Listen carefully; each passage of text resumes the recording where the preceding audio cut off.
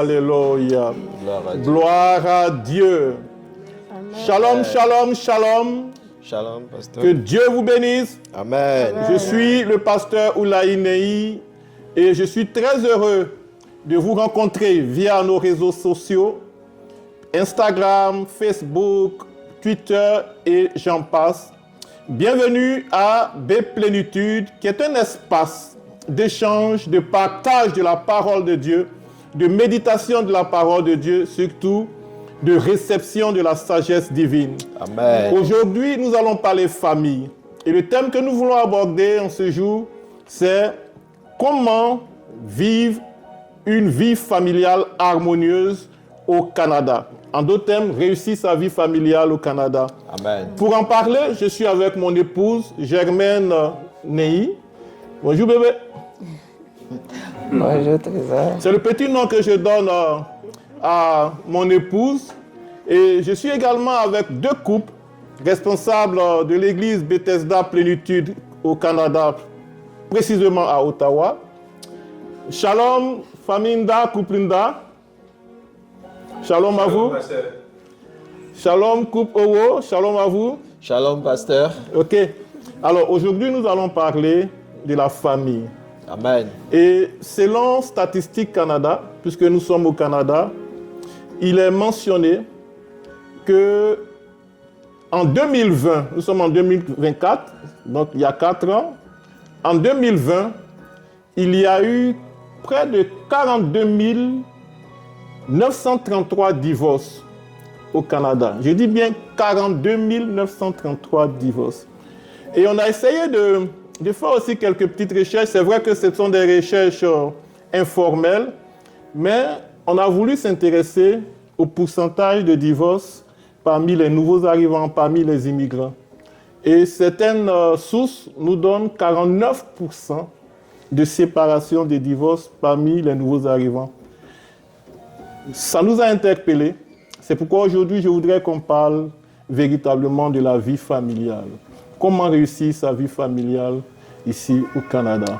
Alors, je voudrais vous donner l'occasion de vous présenter à nos auditeurs et à tous ceux qui nous suivent sur nos réseaux sociaux.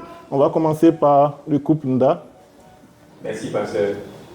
J'aimerais vraiment bénir le nom de Dieu pour ce moment. J'aimerais remercier toutes les églises Bethesda, surtout l'église Bethesda Plénitude d'Ottawa, pour ce moment qu'elle nous donne pour partager cette vie de famille à tous ceux qui en ont besoin. Je me nomme Nda Blanche. Je suis avec mon épouse, Michelle Nda. Ça fait maintenant 11 ans, plus de 10 ans que nous sommes mariés. Nous nous sommes rencontrés en 2011 et nous nous sommes mariés en 2014, le 24 février 2014. Le 14 février, pardon. J'allais rater parce que c'est une date à retenir. Oui, absolument. Le 14 février 2014. Okay. C'était le jour des amoureux. Le jour des amoureux. Super. Donc là maintenant, ça fait, je crois, si je compte bien, 11 ans. 11 ans maintenant que nous sommes mariés. Oui. Légalement. Super. Tu veux dire quelque chose, Doudou? Allez. Donc vous avez entendu le nom Doudou. C'est des preuves d'amour. Et surtout avec les femmes, il ne faut pas se tromper sur les dates anniversaires, les dates de commémoration. Amen. Donc, alors, on va permettre au couple Owo de se présenter et de dire un mot. Merci, pasteur, pour l'occasion que vous nous donnez, mon épouse et moi. Je me nomme Isaac Owo, l'un des responsables de cette communauté Bethesda. Et je suis avec mon épouse Adeline Kwasi, épouse Owo. Oui. Et donc, nous sommes encore très heureux d'échanger avec notre révérend pour pouvoir donner notre expérience et puis aussi échanger sur la question de vie familiale. De vie familiale. Ouais. Merci, pasteur. Allez, soyez-en sûrs, on ne pourra pas aborder tous les thèmes, on ne pourra pas aborder tous les aspects. Mais je veux permettre à mon épouse de nous présenter, de parler brièvement de notre vie familiale, de nous. Voilà. Pasteur. Ok. Bon, moi c'est Germaine Neyi. Avec mon époux le pasteur, nous sommes arrivés au Canada en 2019. Il faut dire que aujourd'hui, en 2024, nous totalisons 23 ans de mariage et nous sommes arrivés au Canada avec nos 2 filles qui étaient déjà des adolescentes. Ouais, c'est ce que je peux dire. Ok. Alors, vous imaginez qu'on va parler de la vie familiale et la Bible est très pertinente sur la question de famille. Je voudrais lire juste 2 versets. Actes chapitre 16, verset 31. Vous vous souvenez de Paul et Silas qui étaient dans la prison et qui s'adressaient aux geôliers. Ils ont dit ceci: « Crois au Seigneur Jésus et tu seras sauvé, toi et ta famille. » Donc, le salut concerne notre personne et notre famille. Deuxième verset que je voudrais lire très rapidement, Éphésiens chapitre 3, versets 14 à 17. « À cause de cela, je fléchis les genoux devant le Père, duquel tire son nom toute famille dans les cieux et sur la terre, afin qu'il vous donne, selon la richesse de sa gloire, d'être puissamment fortifié par son esprit dans l'homme intérieur. » Ce que nous pouvons retenir de ces 2 versets, c'est que toute famille vient de Dieu. C'est pourquoi le thème que nous abordons aujourd'hui est très important. Mais il est bon également de savoir, avant de passer à quelques échanges, il est bon de savoir la conception de la notion de famille, la conception biblique de la famille. Parce qu'il y a une conception biblique de la famille, mais il y a aussi une conception sociologique, parce que tout le monde n'a pas vraiment la même manière de voir la famille. Mais la Bible, et ce que nous suivons, parce que nous sommes des enfants de Dieu, des chrétiens, la Bible a une conception claire de la famille. La famille est une institution biblique et divine. Dieu a institué la famille, il a établi la famille, et c'est dans cette famille que chacun doit jouer un rôle précis. Dans la famille, il y a le père, il y a la mère et il y a les enfants. Et qu'est-ce que Dieu attend de nous quand il nous constitue en famille? Alors, très rapidement, dans une famille, le mari a un rôle important à jouer. Et la Bible dit clairement dans Éphésiens chapitre 5, versets 25 à 28, le mari est appelé à aimer sa femme. Dieu a donné à chacun un objectif précis, un rôle précis. Le mari, l'homme, est appelé à aimer sa femme comme Christ a aimé l'Église. Et puis, Dieu se retourne vers la femme. La femme, elle est invitée à soutenir et à respecter son mari. Toujours dans Éphésiens chapitre 5, verset 22. Donc, Dieu donne un rôle au mari qui doit aimer. Il donne un rôle à la femme qui doit respecter. Il a établi les différents rôles dans la famille. Et qu'en est-il des enfants? Les enfants, eux, ils doivent honorer et obéir à leurs parents. Dans Exode 20, verset 12, nous pouvons le voir, et dans Éphésiens 6, verset 1 à 3, nous pouvons également le voir. Donc, Dieu donne un rôle au mari, à l'époux, un rôle à la femme, un rôle aux enfants. Et il fait également une relation entre les parents et les enfants. Il dit, les parents doivent éduquer leurs enfants dans la voie de Dieu, avec patience et amour, sans irriter, c'est-à-dire sans provoquer de colère. Dans Proverbes 22, verset 6 et Éphésiens 6, verset 4. Donc, la famille est très importante aux yeux de Dieu. Amen. Et chacun a un rôle déterminant, un rôle précis à jouer. Mais la question donc qui nous interpelle aujourd'hui, pourquoi, quand on arrive dans un pays développé comme le Canada, il y a ces frictions, il y a ces séparations, il y a ces frustrations dans les couples, il y a une sorte de division, de désagrégement de la cellule familiale. Et nous, ça nous interpelle en tant qu'Église, mais aussi en tant que serviteur de Dieu, en tant que pasteur. Et je vous invite aujourd'hui pour qu'on en parle, pour qu'on puisse... ce n'est pas une sorte de condamnation qu'on veut faire, mais on veut échanger. On veut échanger des expériences, etc. Alors, alors, qu'est-ce que vous en savez exactement de la vie familiale ici au Canada?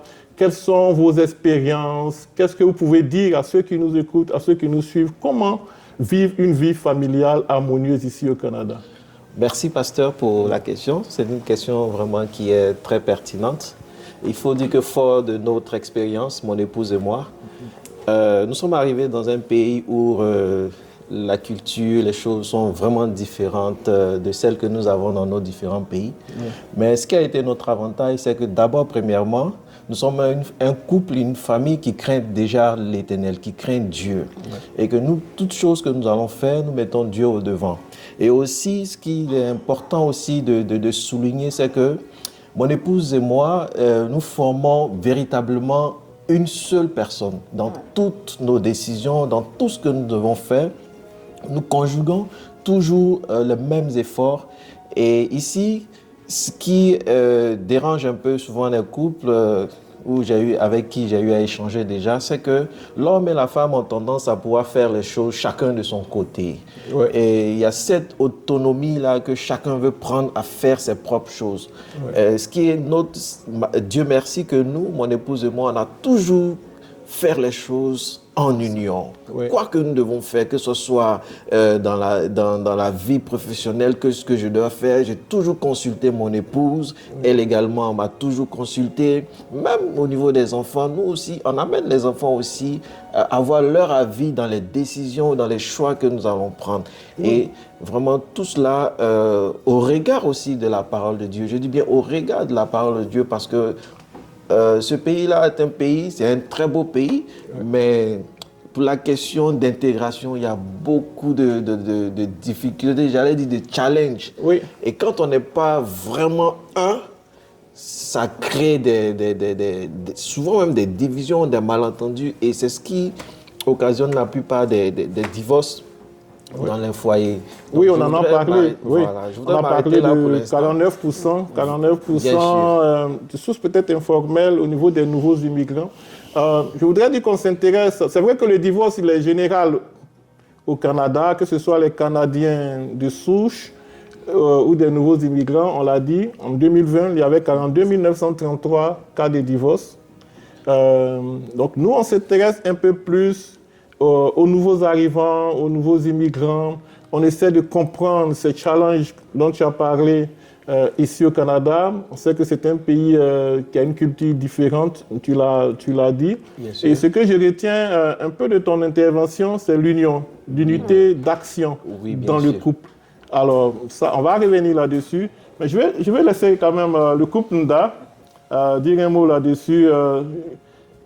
Des observations sur la vie familiale ici au Canada. Bien, merci, pasteur. Oui. Je dirais que nous, notre expérience a été quand même assez atypique. Nous sommes arrivés au Canada le 24 janvier 2020. Oui. Et lorsque nous venions, moi, je ne connaissais pas encore le Seigneur. Parce que moi, j'aimerais m'apaisantir sur la vie chrétienne, qui est un socle pour la vie familiale. Oui. Et moi, je ne connaissais pas le Seigneur. On a eu à traverser des moments, mais par la grâce de Dieu, j'ai connu le Seigneur ici, je me suis fait baptiser ici et ça a changé beaucoup de choses dans mon couple. Ouais. Ça a amené une certaine union parce que de par la Bible, les couples, c'est l'assemblage d'un corps en fait. Ouais. Parce que la Bible dit que la femme a été créée à partir de la côte de l'homme. Ouais. Donc chaque homme a sa côte et c'est l'assemblage parfait de la côte et de l'homme qui donne le fruit que la vie des familles peut donner. Oui. En tout cas pour nous, avec nos enfants, présentement, nous vivons des périodes qui sont assez merveilleuses parce que avec le pasteur, avec les conseils de maman, tout ça, nous arrivons quand même à passer du temps dans la parole de Dieu et ça nous aide vraiment. Moi, j'aimerais donner un conseil à tous ceux qui nous écoutent. La vie chrétienne est tellement merveilleuse que ça arrive à consolider beaucoup de pans de nos vies. C'est très important. Parce que le fait de connaître Dieu, le fait de marcher selon la volonté de Dieu, le fait de marcher dans les principes et les valeurs chrétiennes, ça donne un plus au couple en fait.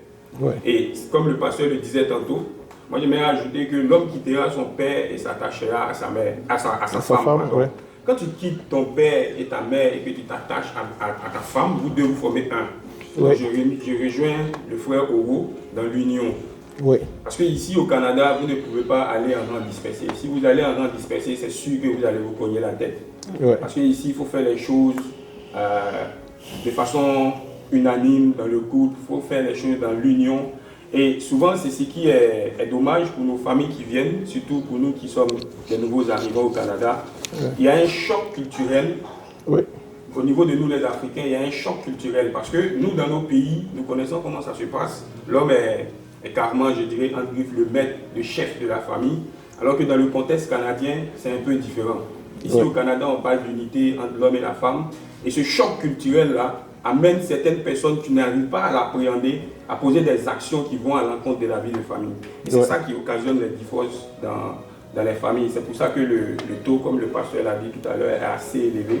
Parce que généralement, on marche en contre-courant avec la culture. C'est vrai que nous devons nous intégrer à la culture, mais souvent, il ne faut pas oublier aussi d'où on vient. Il ne faut pas oublier les principes qui ont fondé, qui ont été le socle de notre vie. Parce que c'est vrai qu'on est dans une nouvelle culture, mais nous aussi, on a notre culture. Et on a la culture chrétienne aussi qui s'ajoute à ce qu'on a. Et si on se base sur la culture chrétienne, on se rend compte qu'il y a beaucoup de choses qu'on pourra traverser sans vraiment traverser des tonnerres dans nos familles. Alléluia. Amen. Alors, il a parlé de tonnerre.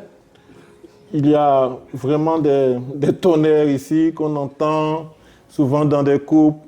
Je me rappelle, avant de laisser la parole à Pasteur Germaine, je me rappelle, c'est peut-être une anecdote, il y a un couple qui est arrivé au Canada et quand ils étaient dans leur pays d'origine, l'homme, l'époux, avait une vie désordonnée, une vie de débauche, faisait ce qu'il voulait, tout et tout. Et quand ils ont fait leurs procédures et qu'ils sont arrivés au Canada, quand ils sont arrivés à l'aéroport, la femme s'est retournée vers son époux et elle lui a dit, quand on était au pays, c'était le match aller. Mais tes bêtises, excusez-moi le terme, tes bêtises du pays, si tu les reprends ici, tu vas voir de quel bois je me chauffe. Parce que ici, c'est le match retour. Alors, donc, c'est un peu des choses qui se passent dans certains foyers. Il y a comme une revanche, il y a comme une révolte, il y a comme une sorte de crispation quand on vient dans un pays comme le Canada. Et deuxième chose, j'écoute souvent des panels où je vois des personnes mettre en avant l'aspect financier.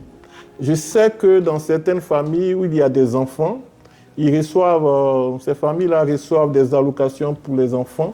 Et on sait que les allocations viennent dans le compte de la femme. Et j'ai écouté une fois une personne avec qui j'échangeais, je discutais, qui me disait, eux, quand ils étaient au Québec, bon, nous sommes en Ontario, mais eux, quand ils étaient au Québec, sa femme et lui travaillaient, ils sont dans les manufactures et autres. Et puis, arrivé à un certain moment, au milieu du mois, souvent, c'est l'homme qui me disait qu'il n'avait plus d'argent pour ses déplacements et autres. Alors, il en demandait à sa femme, puisque elle, à cette période aussi, elle recevait l'argent, l'allocation des enfants. Et quand il demande cet argent à sa femme, elle lui disait non, c'est de l'argent, c'est pour les enfants, donc on ne doit pas prendre, on ne doit pas mettre la main là-dedans. Puis bon, ça le frustrait. Et en plus de ça, il remarqua que chaque fin de mois, c'est cet argent-là, une partie de cet argent que la femme prenait pour envoyer à ses propres parents et ainsi de suite. Donc ça créait une frustration. Et puis bon, l'un mis dans l'autre, ça crée une sorte de séparation dans leur couple. Donc certains parlent d'aspects financiers, tout et tout. Alors, est-ce que c'est vraiment des raisons fiables? Je laisse la parole à mon pasteur. OK, merci, pasteur. Bon, moi, ce que je peux dire pour la problématique qui nous est présentée, à savoir la vie familiale et le taux élevé de divorcibilité parmi les immigrants. Alors, il y a deux situations à considérer. Il y a les couples qui étaient déjà mariés, qui ont immigré ensemble. Et puis aussi, il y a des couples d'immigrants qui se sont formés ici au Canada. Donc, c'est pas les mêmes problèmes, c'est pas le même contexte. Donc, pour ce que je sais, moi, je fréquente plus les couples qui étaient déjà mariés dans leur pays d'origine et qui sont arrivés. Alors, ce que je constate, c'est que, comme les frères l'ont dit, et puis le pasteur aussi l'a ajouté, c'est que il y a déjà des failles. Il y avait déjà des failles souvent avant que ces couples-là n'immigrent au Canada. Il y avait déjà des failles dans le couple. Donc, ça, c'est une situation aussi à considérer.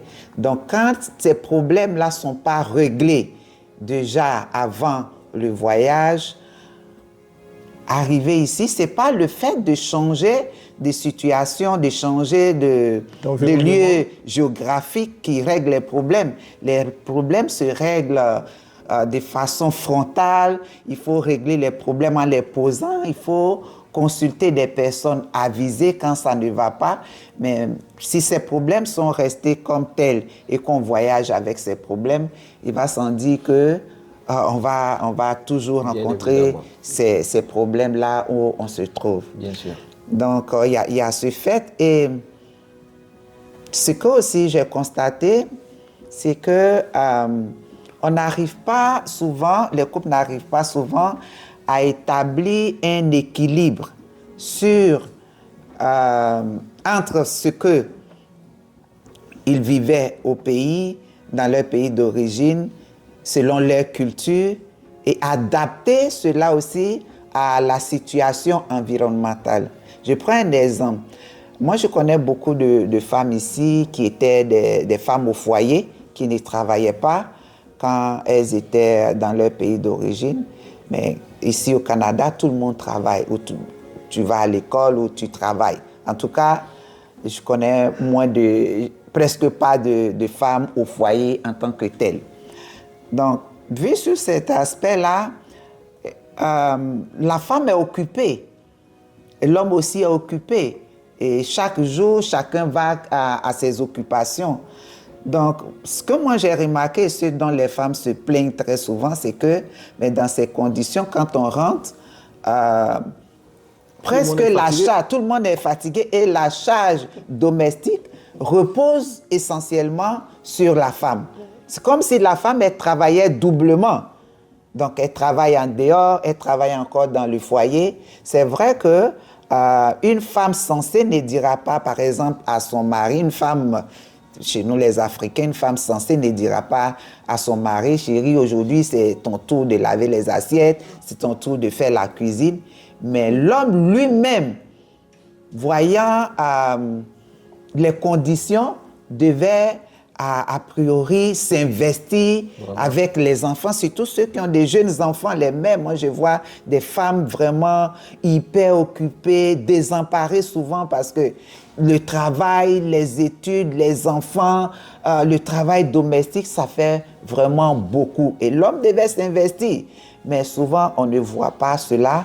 Et ça crée beaucoup de frustration aussi au niveau des femmes qui ne savent pas souvent les exprimer. Parce que tu peux être frustré, ça fait une chose, mais il faut savoir exprimer ton ressenti, poser le problème pour que vraiment on puisse trouver une solution. Donc, ce que moi je vois aussi, c'est cela. La culture africaine a nourri nos hommes d'une certaine façon, et puis aussi la culture d'ici, où la situation qu'on vit ici aussi, il devait pouvoir aussi s'adapter.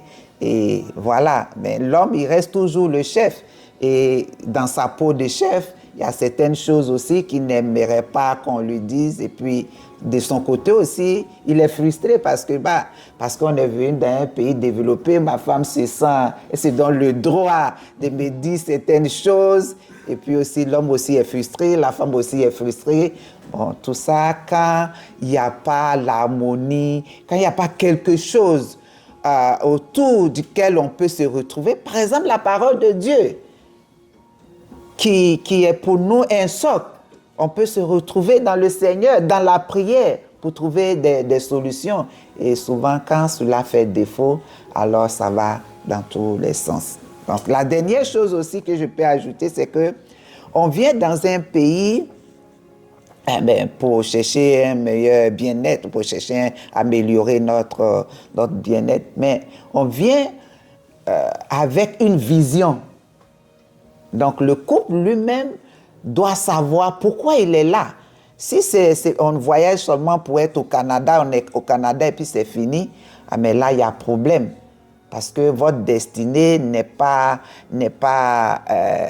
liée à votre présence dans un pays forcément. Donc il y a la vision du couple, il y a la mission du couple. Donc quand vous êtes conscient de ces choses, je pense que vous pouvez transcender vos divergences, vos frustrations, Bien pour sûr. vous remettre toujours autour de cette mission-là, autour de cette, pour l'accomplissement de cette destinée. Bien sûr. Oui. C'est vraiment profond. Et j'espère que toi qui me suis à travers les réseaux sociaux que j'ai cités tantôt, Instagram, Twitter, Facebook, TikTok, j'espère que tu reçois profondément les choses dont nous sommes en train de parler aujourd'hui. C'est très important, Pasteur Germaine l'a dit, d'avoir un socle, un fondement.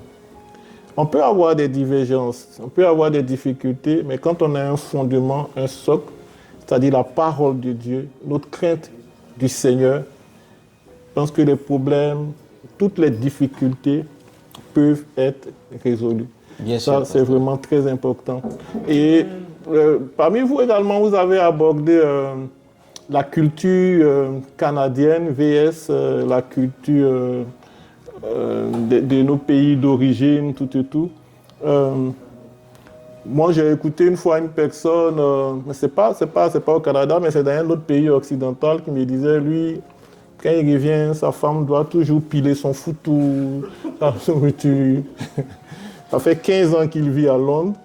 Donc, vous savez que mon épouse l'a dit tout à l'heure, on peut se déplacer géographiquement, on peut se déplacer avec ses mêmes erreurs, sa même mentalité.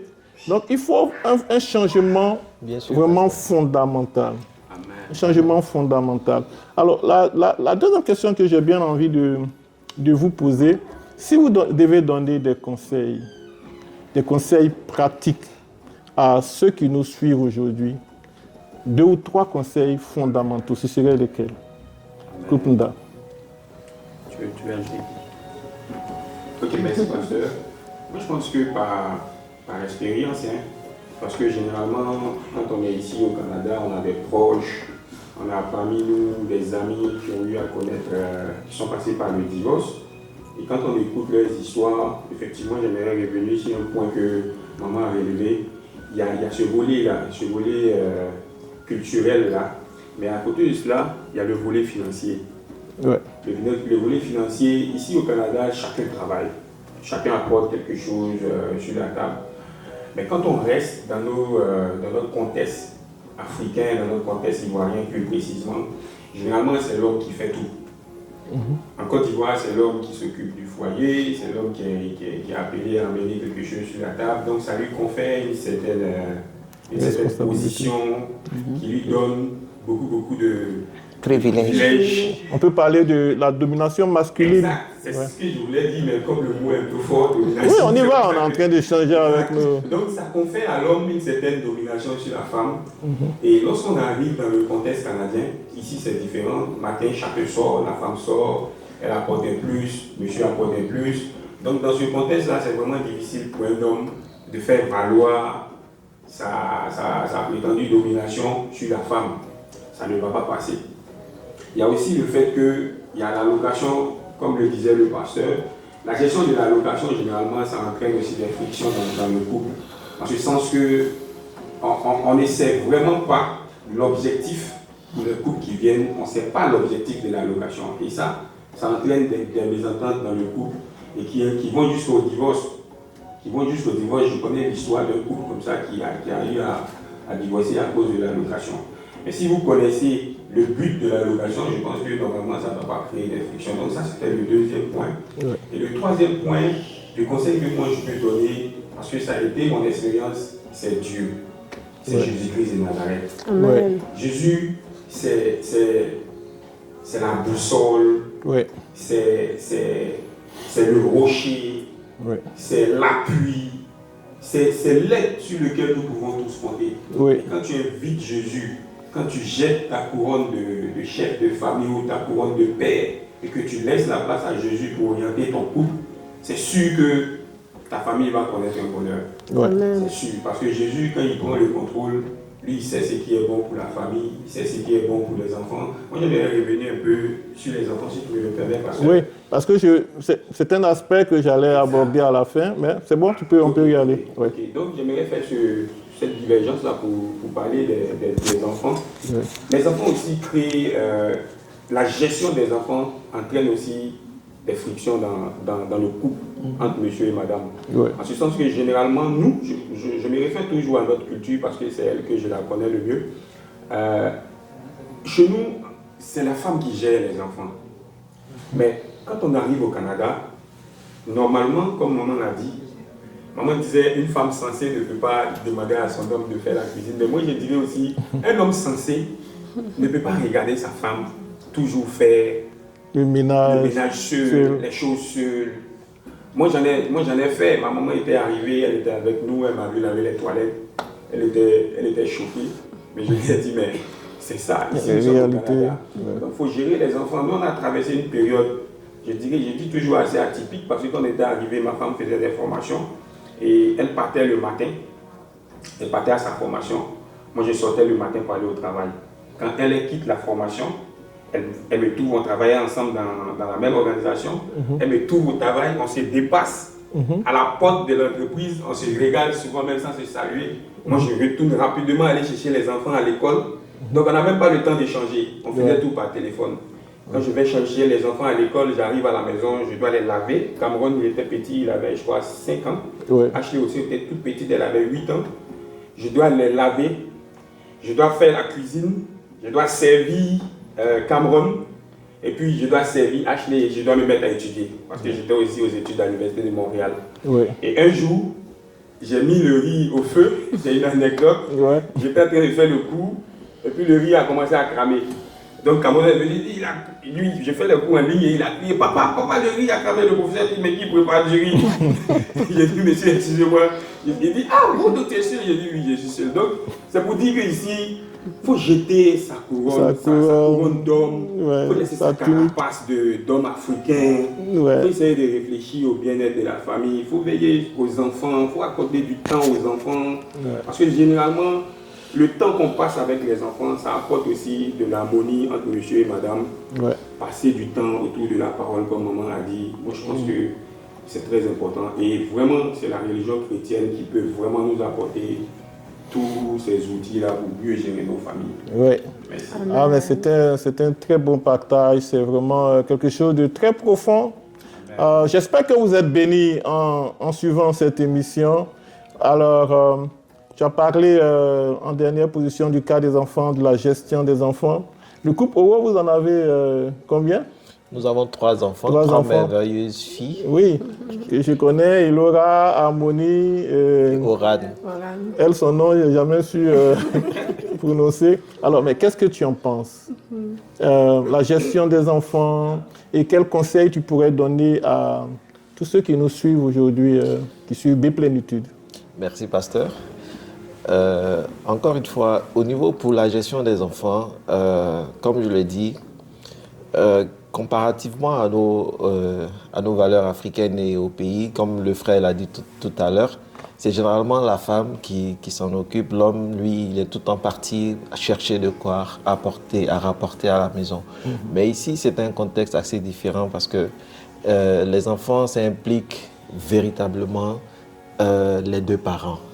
Les 2 parents. Et de notre expérience, c'est que je me souviens encore quand nous sommes arrivés, ma femme et moi cherchions du boulot et vu que ma fille avait une stature un peu différente, je ne vais pas trop entrer dans les détails. Bien sûr.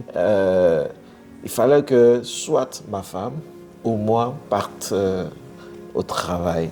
Et donc je me souviens une fois, ma femme cherchant du boulot, je cherchais du travail aussi et on a regardé, on a tous eu le travail, mais on ne pouvait pas nous 2 aller travailler parce que les enfants sont là, il faut s'en occuper. Bien sûr. Et on a regardé, j'ai regardé, on a analysé, on a vu que du côté de mon épouse, c'est là que ça payait beaucoup plus. Donc, qu'est-ce qu'on a fait? Ma femme et moi, on a décidé, bon, va travailler. Moi, je m'occupe des enfants. Ouais, tu es devenu nounou, c'est ça? Père au foyer. Père au foyer. Justement. Donc, je faisais la cuisine. Quand ma femme vient, je l'appelle, je dis, ouais, ma vie, qu'est-ce que tu veux manger? Donc, elle me dit, non, peu importe ce que tu fais. Donc, je faisais la cuisine. Doudou, bébé, ma vie. Ouais. Et donc, c'était comme ça qu'on vivait. Pendant qu'elle est au travail, je m'occupais des enfants, aller les chercher à l'école, me promener avec les enfants. Tout ce qu'une femme pouvait faire, je le faisais. Je le faisais avec les enfants. Mais je le faisais avec une certaine joie. Ouais. Et ça me procurait vraiment de la joie. Ouais. De la joie. Et vraiment, c'est comme ça qu'on a pu canaliser les enfants. Ce qui a fait que, de ce côté-là, vraiment, mon épouse et moi, on s'entend parfaitement pour conduire les enfants. Et encore, comme je l'ai dit, c'est toujours encore dans la prière, c'est avec le Seigneur. Ouais. Parce qu'on ne peut pas donner une éducation aux enfants sans la parole de Dieu. Les enfants aussi, de temps en temps, nous leur enseignons la parole de Dieu. Et les enfants sont vraiment très respectueux. Surtout la plus grande encore qui est Eliora. Ouais. Et vraiment, Dieu bénit encore notre foyer au regard de ces choses-là. Amen. Merci, pasteur. Alors peut-être que Mme Mobo voudrait dire quelque chose. Ajouter juste quelque chose. Oui, ce que je voulais ajouter, c'est qu'en toute chose, cherchez à confier votre foyer à Dieu. Oui. En toute chose, il faut toujours confier le foyer à Dieu. Oui. Mettez Dieu au centre de votre union. Oui. Et puis, aimez-vous sincèrement. Oui. Ne faites pas semblant de dire on s'aime. Mais quand vous vous aimez réellement, il n'y a pas d'obstacle que vous n'allez pas pouvoir surmonter. Amen. Donc, aimez-vous sincèrement. Amen. Et puis, échangez beaucoup. Ouais. Échanger beaucoup quand il y a quelque chose, il faut échanger. Et puis aussi, quand l'un est en erreur, il faut savoir le reconnaître et puis t'excuser. Oui. Et puis quand souvent vous êtes en train de vous disputer et que vous voyez que ça devient trop, soit l'un se calme ou bien l'autre sort.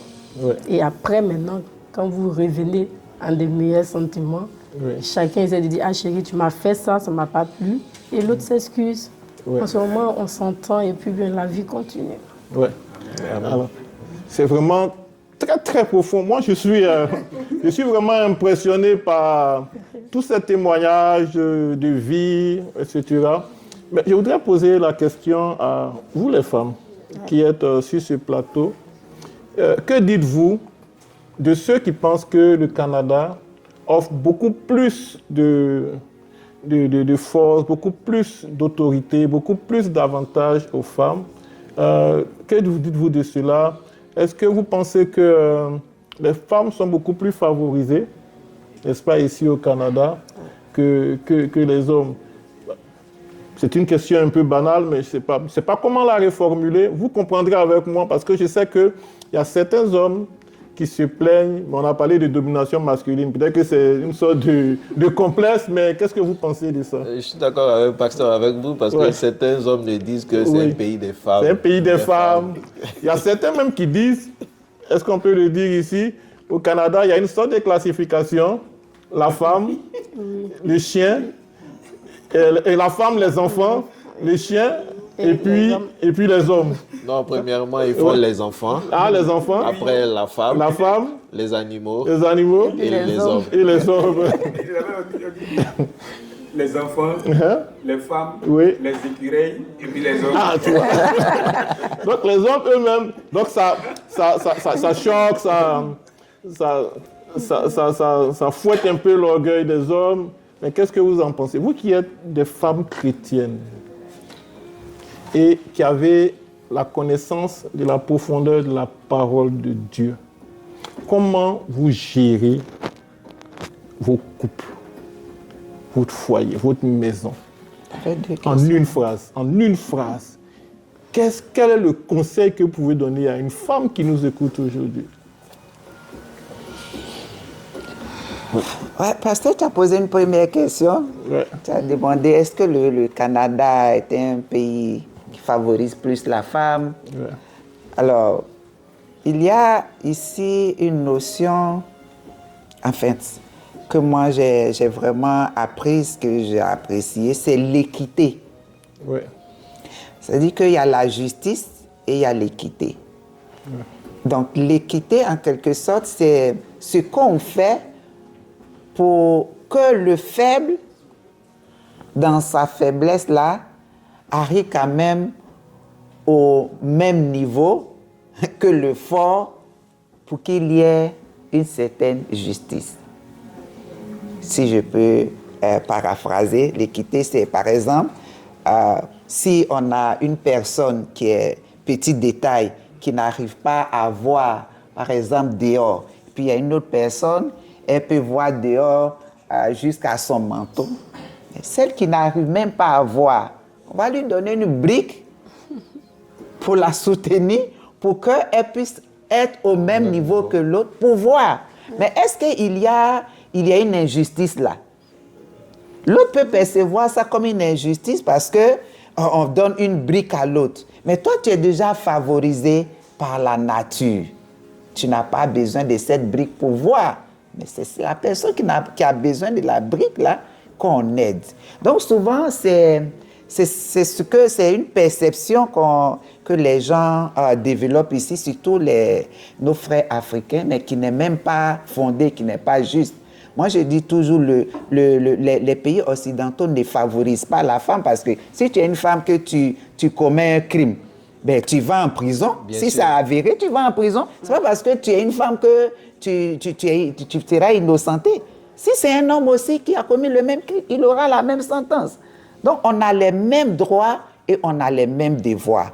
Seulement que on a évolué dans un contexte où les hommes avaient plus de droits que les femmes.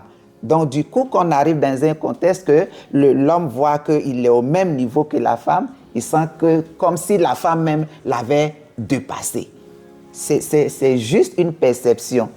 C'est juste une perception. On a les mêmes droits, on a les mêmes devoirs ici. On est tous égaux devant la loi. Il n'y a pas que la femme est plus favorisée devant la loi que les hommes. Moi, c'est ce que je peux dire. Seulement qu'on sait, vous parlez des enfants, mais quand il y a une catastrophe, on sauve d'abord les enfants.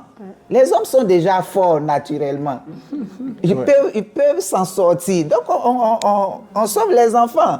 Et ensuite, les femmes aussi, qui sont des êtres qui n'ont pas la même force que les hommes, on va les sauver. Et ensuite, les barons, les chefs viennent. Donc, il n'y a pas de discrimination, vraiment. C'est juste l'équité. C'est juste qu'on veut que chacun, à son niveau, ne soit pas lésé. Je pense que c'est ça qui est développé dans ce pays. Amen. Absolument, absolument. Donc, comment la deuxième question, je réponds aussi? Oui, Comment? vas-y. OK. Alors,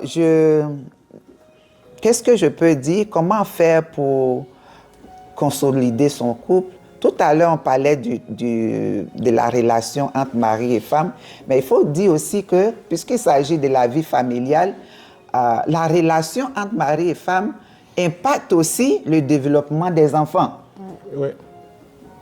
Donc, si la famille, c'est la famille là, donc la relation entre le mari et la femme impacte véritablement sur le développement des enfants.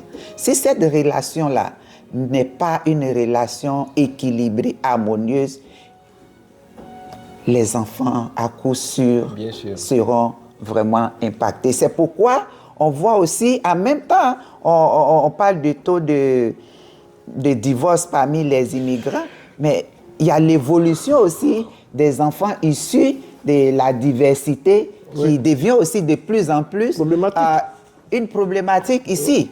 Donc, les deux sont vraiment liés et il faut se mettre d'accord en tant que couple pour pouvoir éduquer nos enfants. Moi, ce que je dis toujours aux couples, je dis, la vie de couple échoue souvent par orgueil. Oui, parce que quand ça ne va pas, qu'on a essayé à nous deux de résoudre notre problème, que ça ne va pas, il faut demander de l'aide. Il faut demander de l'aide aux personnes avisées. C'est bien si un couple vit dans l'équilibre et qu'il y a l'harmonie, qu'ils n'ont pas besoin d'être accompagnés. Moi, je dis gloire à Dieu. Mais si il y a un problème et que par orgueil, ils ne demandent pas de l'aide en dehors du couple, mais ce couple-là est en danger. Donc, ça devient de l'orgueil. On ne veut pas aller demander de l'aide parce qu'on ne veut pas que les gens soient au courant de nos problèmes. Ça, c'est de l'orgueil. Et la Bible dit que l'orgueil précède la chute. Moi, j'ai vu des couples, et vous en connaissez certainement, qui n'ont jamais demandé de l'aide. Et aux yeux dehors, c'est comme des couples parfaits. Voilà, tout va bien. Mais le jour qu'on a appris que ça ne va pas, mais ils étaient déjà devant les tribunaux. Moi, je préfère encore un couple qui demande de l'aide à chaque fois où on intervient. Et puis, par la suite, les choses vont de l'avant. Voilà, même les guides que nous sommes, il y a eu des moments où des personnes extérieures ont intervenu aussi pour nous. Donc, c'est toujours l'accompagnement est vraiment nécessaire. Quand ça ne va pas, il faut solliciter de l'aide. Il y a des personnes avisées, il y a des personnes qui peuvent vous accompagner. Et je parle à tous les couples qui nous écoutent. Si vous avez essayé à deux de régler vos problèmes et que ça ne va toujours pas, il faut essayer de sortir du couple et de demander de l'aide, de mettre son orgueil de côté et de demander de l'aide.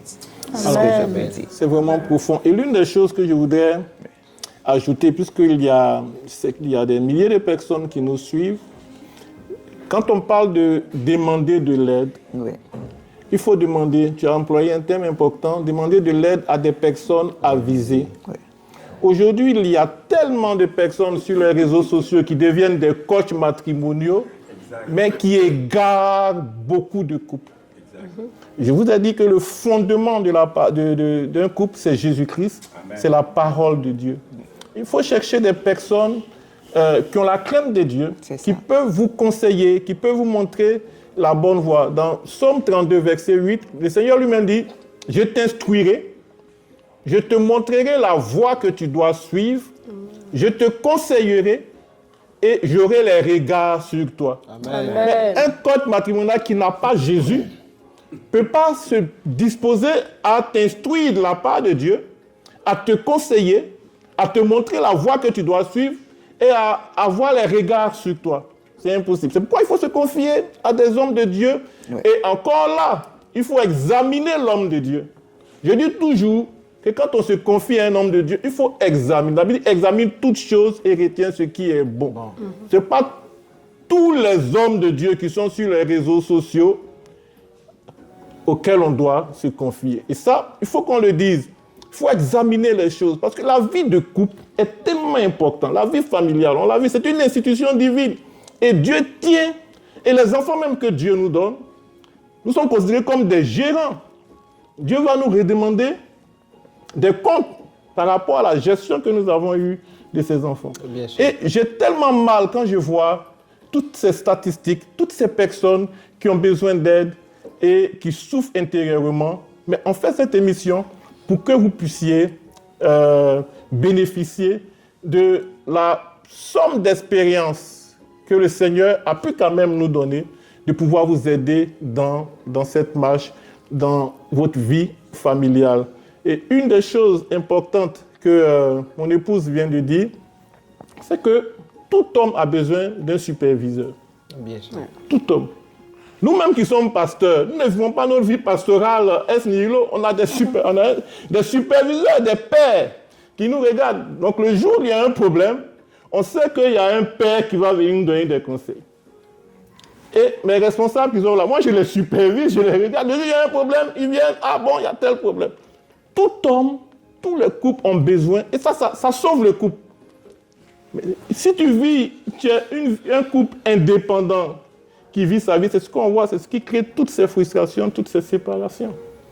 Et j'ai tellement profondément mal quand je vois toutes ces personnes dans ces difficultés, mais je sais qu'il y a de l'espoir. Toi qui m'écoutes aujourd'hui, peut-être tu passes par des situations de ce genre, il y a de l'espoir. Il y a de l'espoir pour toi. Dieu peut t'aider. Dieu peut vous aider. Vous qui êtes en couple, s'il y a des difficultés dans le couple, Dieu peut vous aider à consolider votre couple.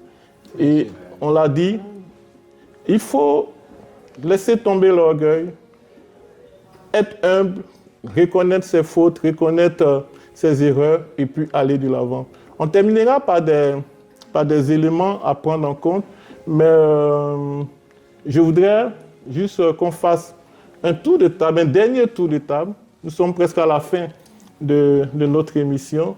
On va faire un tour de table, juste dire une phrase, dire un mot, avant que je ne puisse terminer, en permettant à nos auditeurs, à ceux qui nous suivent, est-ce qu'on peut dire téléspectateurs, mais dans tous les cas, dire à tous ceux qui nous suivent, je vais vous donner quelques éléments, surtout ceux qui vivent ici au Canada.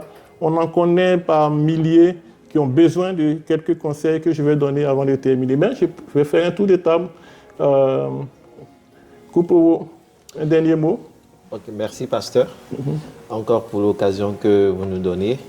Je voudrais dire à tous ceux qui nous suivent, qui suivent cette émission, que la vie de couple, il faudrait véritablement mettre Dieu au centre de nos vies de couple. Ouais. Et beaucoup d'humilité dans le couple. Et je crois que je voudrais m'arrêter sur ces deux mots-là. Amen. La vie chrétienne, la vie de Jésus, avoir Jésus réellement et l'humilité permet d'éviter beaucoup d'obstacles, beaucoup de difficultés, et même la friction même des couples. C'est ce que je pourrais dire pour nos auditeurs. Merci, pasteur. Michel, tu veux dire un mot parce que tu n'as pas parlé. Je sais que tu es. Oui. Je viens rejoindre M. Wu Oui. et dire que la vie de couple se fait avec l'appui du Seigneur. Amen. Et aussi la compréhension, l'amour et, comme on l'a dit, l'humilité. Ouais. Ça, ce sont des points culminants pour pouvoir avancer dans le couple ici au Canada. Amen. Et nous aussi. Amen. Parce que le cas, je Merci beaucoup. Allez, un dernier mot. Oui, un dernier mot. Ce que je peux dire, c'est de mettre le Seigneur au centre de votre union, pour ce que nous on connaît, parce que nous, on n'a pas d'autre chose en dehors de la parole de Dieu à donner. C'est vrai, la vie pratique nous enseigne plein de choses, mais pour ce qu'on sait, pour l'expérience que nous avons vécue, comme le dit la parole de Dieu, la corde à 3 fils ne se rompt pas facilement. Ouais. L'homme, la femme et le Seigneur. Ça, la corde à 3 fils. Parce que c'est comme ça que le Seigneur a voulu que les choses soient. Amen. C'est ce que je voulais dire. Merci. Tu veux dire un dernier mot? Oui, un Ok, dernier mot. 30 secondes. Parce que je voulais qu'on revienne un peu sur un point qu'on a manqué. Ouais. C'est partager de beaux moments aussi Oui. dans le couple. Parce que souvent, la vie ici au Canada, ça peut paraître un peu monotone parfois. Ouais. Boulot, métro, boulot, dodo. Ouais. Donc parfois, il faut passer du beau temps avec son épouse, avec ses enfants, sortir, faire des activités. Tout ça, ça contribue aussi, en plus de la vie chrétienne. Ça fait partie des éléments que je veux aborder ici. Oui. Agrémenter notre vie de famille. C'est ça. C'est ce que je voulais ajouter. Ok. C'est une très bonne transition parce que ça fait partie des éléments que j'ai notés et par lesquels je vais terminer. Réussir sa vie au Canada, des éléments à prendre en compte. Donc, c'est comme un bilan, un ramassis de tout ce qu'on a pu dire ici. Vous avez écouté, et l'une des choses importantes à prendre en compte, c'est de comprendre la culture canadienne. Quand on vient au Canada en tant que nouveaux immigrants, il faut savoir dans quel pays tu viens, où tu mets les pieds. Donc, il faut comprendre la culture canadienne. Et la culture canadienne, elle est basée sur la diversité. C'est un pays de la diversité, c'est un pays multiculturel. Donc, il y a plusieurs cultures. Et il faut donc apprendre à s'ouvrir aux autres, à comprendre les autres, à s'attacher aux autres, mais tout en gardant nos fondements. Quelqu'un a parlé de fondements. Il y a des choses qui nous fondent, c'est vrai, en tant que chrétiens. Nous devons garder nos fondements chrétiens, mais aussi comprendre les autres, connaître les autres. Ça, si tu n'as pas cette compréhension de la culture canadienne, il y a beaucoup de choses qui vont t'échapper et qui vont te frustrer. Deuxième élément pour comprendre la culture canadienne, c'est un pays qui est bâti sur le travail. Bien sûr. Si tu es un paresseux que tu viens au Canada, tu ne vas pas t'en sortir. Si tu es un homme, c'est toi toujours, quand tu viens à la maison, ta femme doit enlever tes chaussures, on doit te préparer, mettre la nourriture sur la table, c'est toi qui donnes des ordres, apporte-moi ceci. Si tu vis comme ça, le Canada va te dégoûter. Il faut connaître la culture canadienne. Le Canada est bâti sur le travail. Donc mais le travail en dualité avec les loisirs. Donc vous verrez des Canadiens, du lundi au vendredi, ils travaillent dur, mais ne comptent pas sur eux pour venir travailler samedi. Samedi, dimanche, c'est leur loisir, ils ne jouent pas avec leur loisir. Donc il y a eu cette dualité travail-loisir. Donc le plus souvent, nous les immigrants, on n'a pas cette culture des loisirs. Ouais. On n'a pas cette culture des loisirs. En hiver, on est blotti chez nous à la maison, alors qu'il y a plein de jeux d'hiver qu'on peut faire. Donc, on n'a pas cette culture de loisirs. Donc, si tu ne connais pas la culture canadienne, si vous êtes un couple que vous ne connaissez pas ça, vous allez rester dans votre maison enfermé. Et puis, le plus souvent, c'est dans les petites maisons, les cuisines au salon, les nourritures, tout ça irrite, tu vois. Et puis bon, on ne lave pas les assiettes, madame va te crier là-dessus, viens laver les assiettes, mais tu seras toujours frustré. Donc, il faut connaître ça fait peut-être rire, mais... Et deuxième élément que je voudrais mettre en évidence, avoir un équilibre travail-famille. Il ne faudrait pas que le travail prenne le pas sur ta famille. Tu dois travailler. Et le couple Nda a dit quelque chose, c'est un témoignage tout à l'heure. Ils ont dit qu'il travaillait dans une même structure. Quand lui, il monte, c'est là que sa femme descend et il se dépasse. Or, ils ont besoin, à une certaine période de la semaine, d'être ensemble, en famille, avec les enfants. Donc, quand on cherche du travail, il faut prendre en compte cet équilibre-là, travail-famille. Et le Canada est un pays qui offre quand même cette flexibilité-là, de pouvoir avoir des emplois qui peuvent te permettre également. Et ici, tu peux changer un emploi, et l'un des arguments même pour changer un emploi, c'est de vouloir retrouver ta famille, être avec ta famille. Ça, personne ne t'en voudra pour ça. Mais il ne faudrait pas mettre nos familles en difficulté à cause d'un travail et vice-versa. Chercher trouver un emploi flexible. Et puis, Avelan, il a dit tout à l'heure, le frère Nda, il faut profiter des loisirs en famille.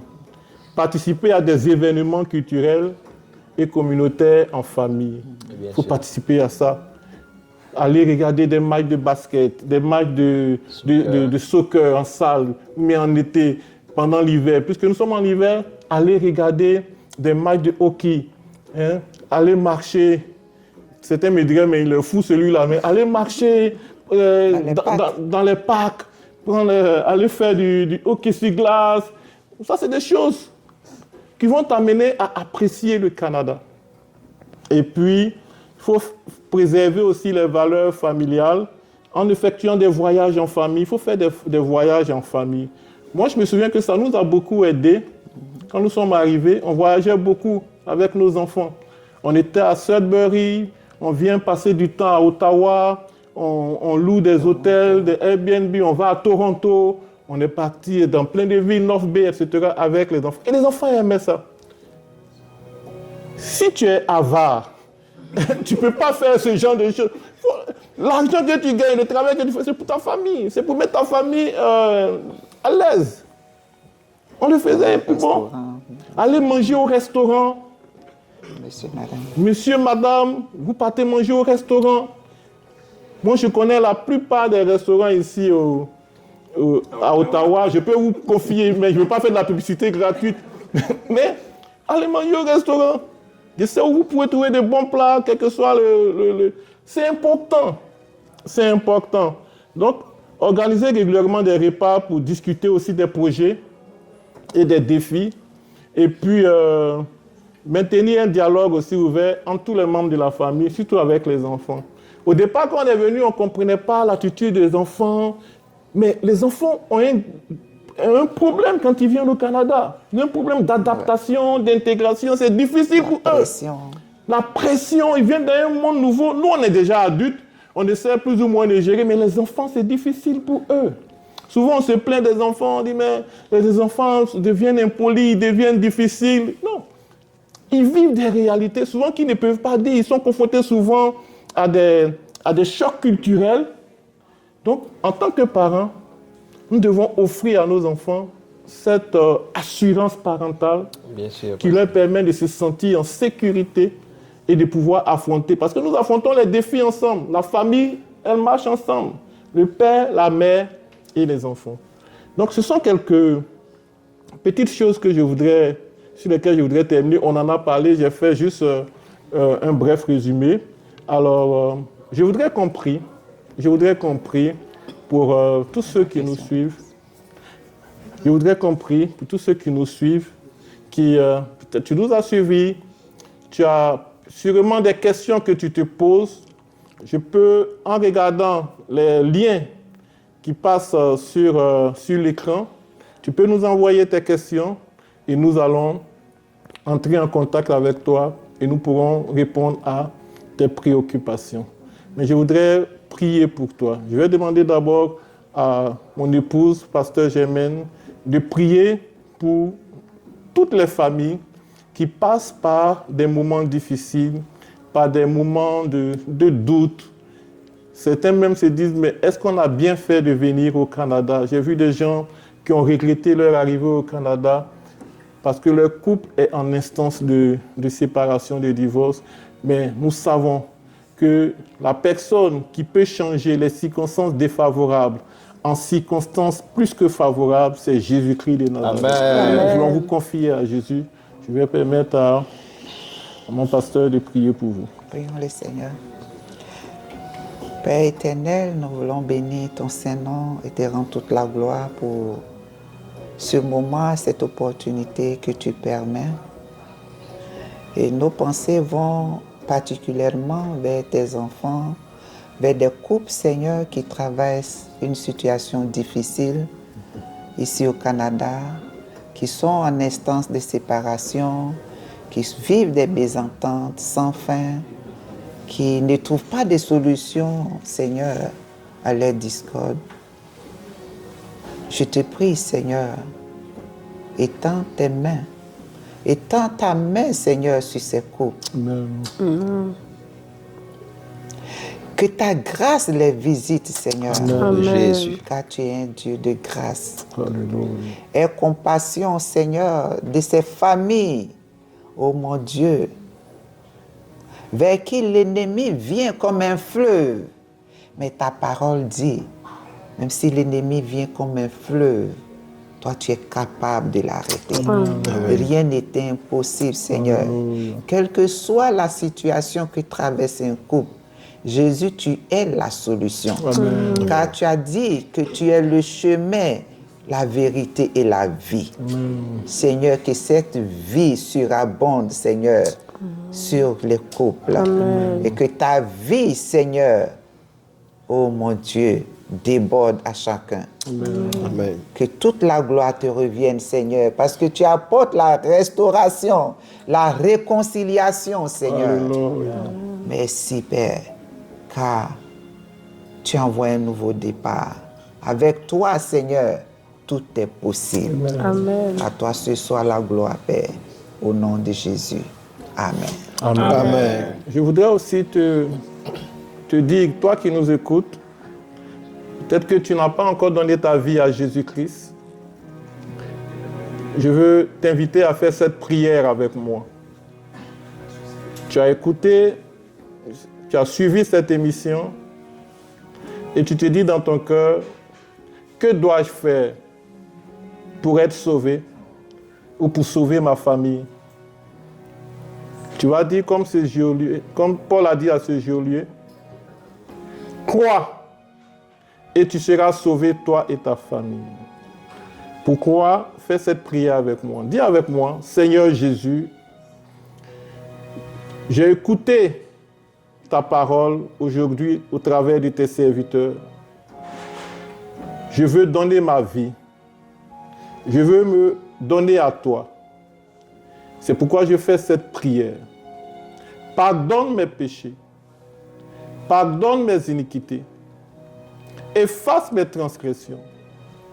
Car j'ai péché contre toi. Et je sais que tu es le Dieu qui pardonne les péchés. Voici ma vie. Je me donne à toi entièrement. Je veux prendre un nouveau départ avec toi.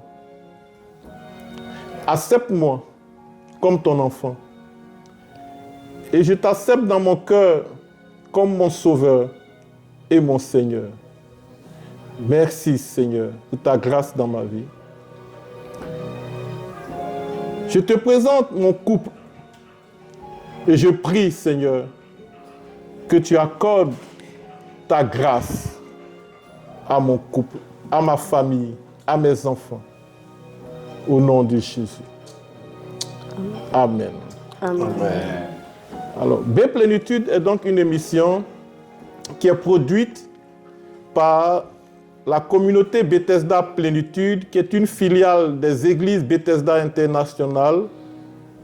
Et nous voulons vous inviter à tous nos cultes qui se passent les dimanches de 10h à 12h. Et l'adresse c'est 21 Saint-Laurent Boulevard, Ottawa. Et nous vous invitons à venir faire ce que nous appelons nos cultes de célébration au cours desquels nous célébrons le Seigneur. Amen.